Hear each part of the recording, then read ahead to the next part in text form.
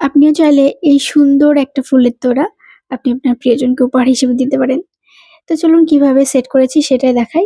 গোলাপ তৈরির প্রসেসটা আপনাদেরকে একটা ভিডিওতে দেখিয়েছিলাম। যারা বেসিক্যালি কাজ জানে তারা অবশ্যই বুঝতে পারবে যে কিভাবে আমি কাজটা করেছি।